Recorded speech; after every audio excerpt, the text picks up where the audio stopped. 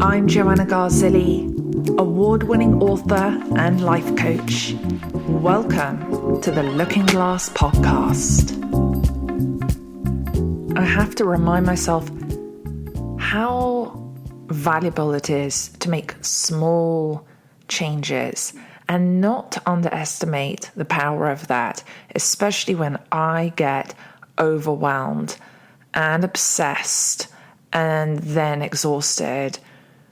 And my mind was just go, go, go, go.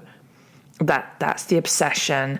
And then I had the awareness of, Joanna, you've got all these things to do. You've set yourself a whole load of goals. And within those goals, those work goals, you also want to make sure that you vacuum and tidy up a little bit before you pick Dominic up from school and he has his friends over.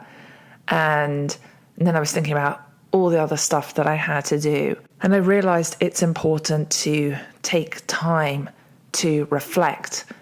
And the most important reason why is because part of my shadow self, the really critical part of me, is no matter how much good stuff I do, how productive I am, I will still be tough on myself. And I know that doesn't help me or the people that I love in any capacity.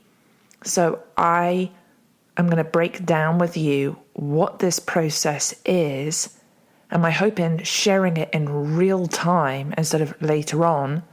Because sometimes when one's out the other side, I'll say I miss the nuances, those little subtle indicators that can become amazing spiritual tools to be able to handle when that unsupportive pattern comes up again in the future. And I'm going to just start off with, I had a great day yesterday.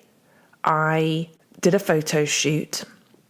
Since I have left my W-2, I'm rebranding, redoing my personal brand. And all this past few days had been preparing for this shoot. I know that when I get overwhelmed and obsessed with all the things that I need to do, because for me, I am naturally a perfectionist, I had a vision in my mind of how I wanted it to be. And so that came down to hair and makeup and styling and making sure I was prepared. And I also knew it was important for me to be able to enjoy the process instead of, I got to get this photo done. It's got to be just right. And I got to just tell you also that the headshot is absolutely wonderful. I am so delighted with it. It absolutely embodies everything that I want to convey, and I can't wait for you to see it. I'm on a black background, and my hair is very blonde, and so highlighted blonde. And I love the photo, and then suddenly I got fixated on one spot where there was a little bit of frizz in my hair, and I could see it against the black background. And has it really got anything to do with it? How many people would notice that? Probably someone who's OCD-ish like myself might notice it, but the majority of people wouldn't. And what does it really matter anyway? I mean, really, it doesn't matter. But this is when that cycle of however I'm perceiving things comes up. So for me, I know that I need to continue to be aware of my having a vision, wanting things a certain way, and then becoming obsessed with how I don't have that exact representation of that. If I saw a photo of someone else, I wouldn't judge it in the way that I'm judging the picture of myself. So I'm saying this aloud with you because I know it's not healthy, and it's a pattern that I'm working through and clearing. So I started to look at where I've spoken with you before about cycles, patterns. For me today, the overwhelm, it began because I have a very clear plan of what I'm doing, because I know the vision and the mission that I'm on, that is unfolding. I've taken a lot of good actions, and I took a whole lot of actions this morning, but then I hit the wall because I felt as if I'm not going fast enough. But the reality is I put unrealistic expectations upon myself to achieve certain things in a time frame that it's not possible without burning out. I did slow down instead of just going until burnout. And I feel like that is great progress for me. So I felt the overwhelm. I kept working.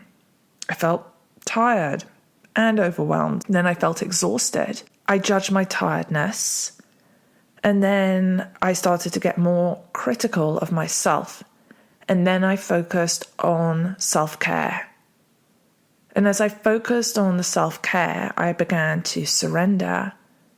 And I got really aware. And that was fantastic. And I realized I need to just be in the present. I'll get done what I can get done in a way that is healthy for my mind, for my body, for my spiritual self. And then I did some more work, but I could feel that tiredness turning into exhaustion again. And so I just slowed down. I lay down for a few minutes. And as I lay down, my mind was go, go, go.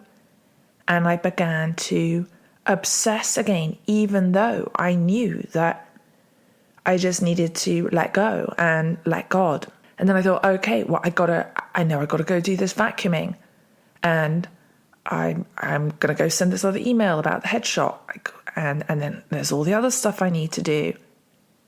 And then I realized it's time to reflect.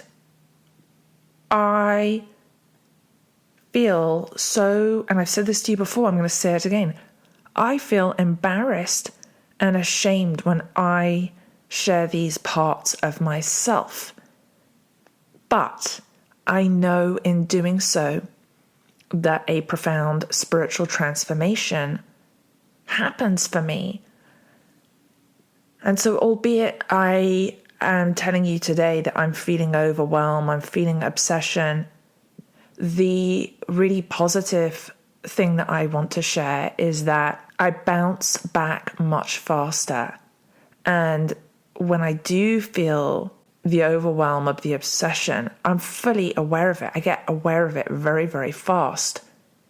And that means then that I don't make decisions that can sabotage myself. I don't make unhealthy choices.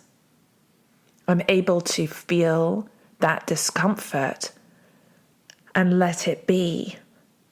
And I know that if I'm trying to push too hard to figure something out, that I just need to observe instead of obsess.